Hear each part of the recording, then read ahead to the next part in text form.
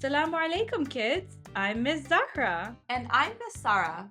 Welcome to Adventures of Muslim Kids.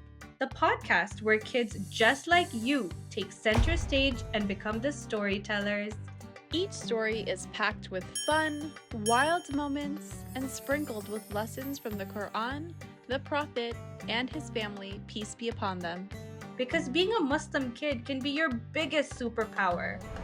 Let's hand it over to your favorite adventurers to show you how. Salam, I'm Ahmad. And I'm Zaynab. Get ready. Because the adventure starts now.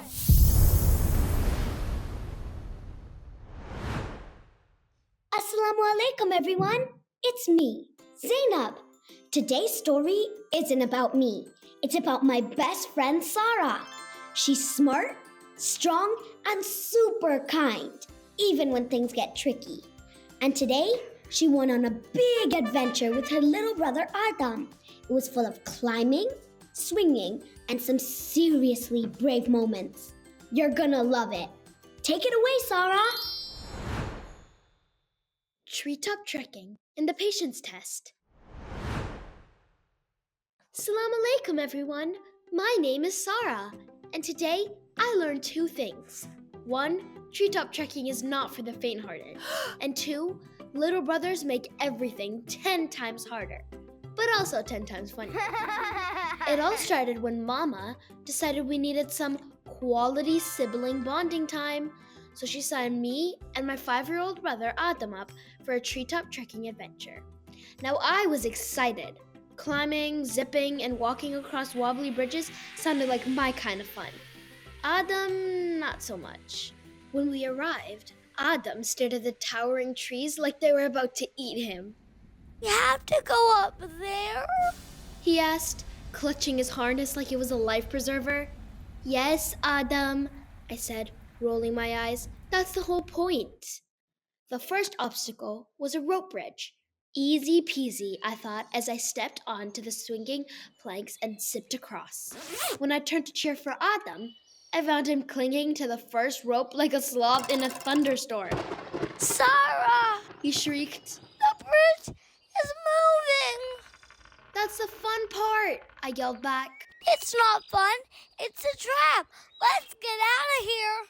The people behind him were starting to get annoyed. I sighed, stomped back across the bridge, and grabbed his hand. Come on, Adam. One foot in front of the other. But what if I fall? You won't. You're clipped to the rope.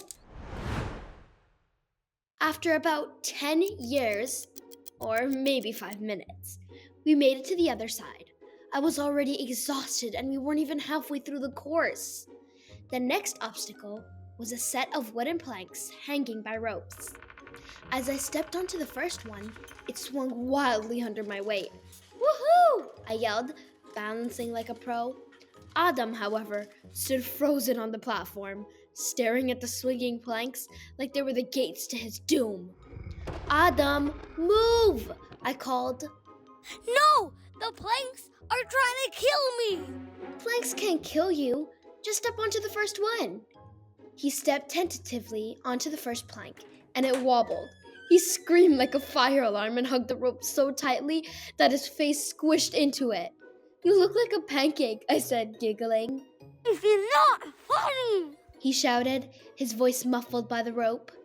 I had to guide him, step by step, across the entire thing.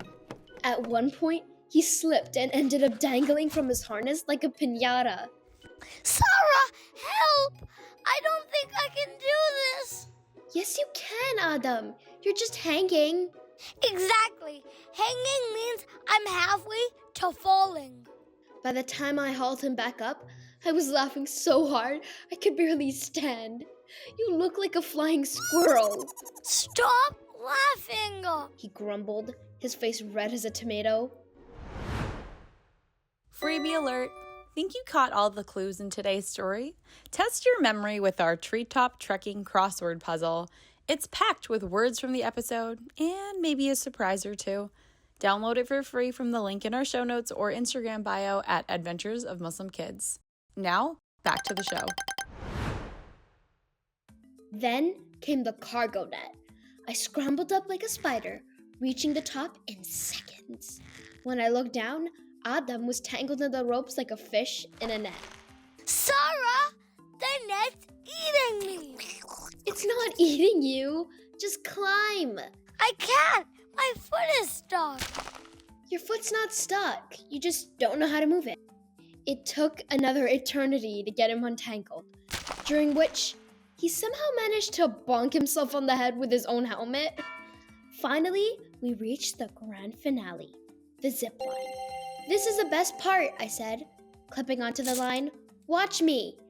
I zipped across, screaming with joy. When I landed, I waved at Adam. Your turn, No way. he yelled, backing away from the platform. I'm not doing that.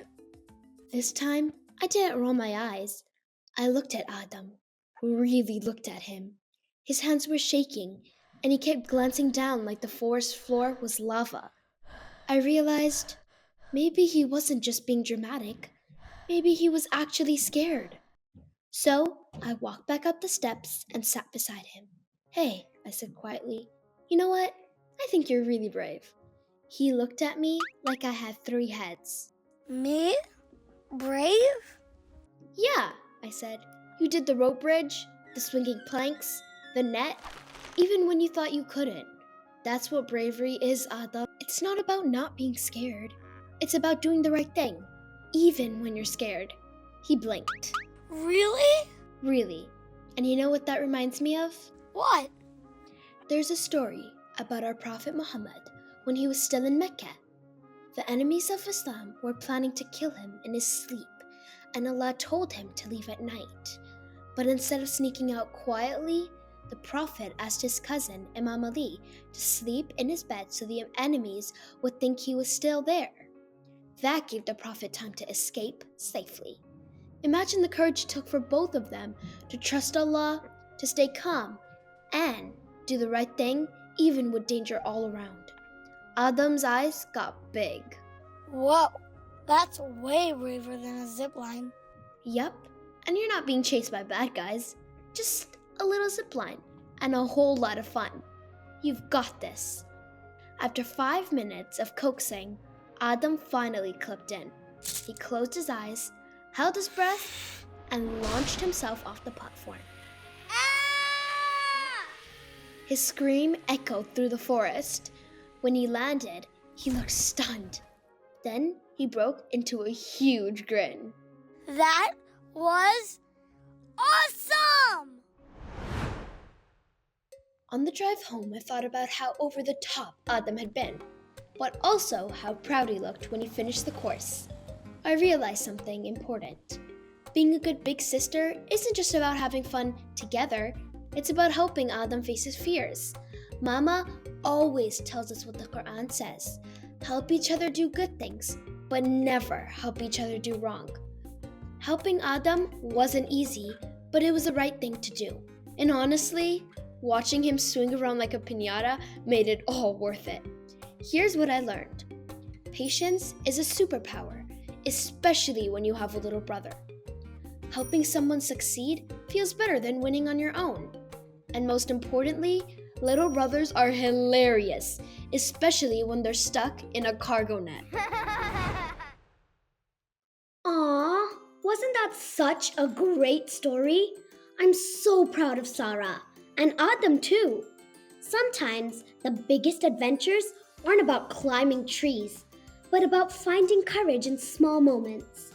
Thanks for listening, friends. Don't forget to smile, be kind, and cheer your siblings on, even if they take forever to cross a rope bridge. See you next time. Assalamu alaikum wa rahmatullahi wa barakatuh. And that's a wrap for today's adventure. We hope that today's story inspired you to unlock your own Muslim kids' superpowers.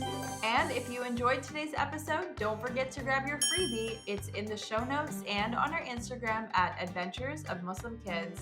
Oh, and if you love listening to this podcast, make sure to subscribe so you never miss an episode. We'll be back soon with another exciting adventure. Until next time, Assalamu alaikum wa rahmatullahi wa barakatuh.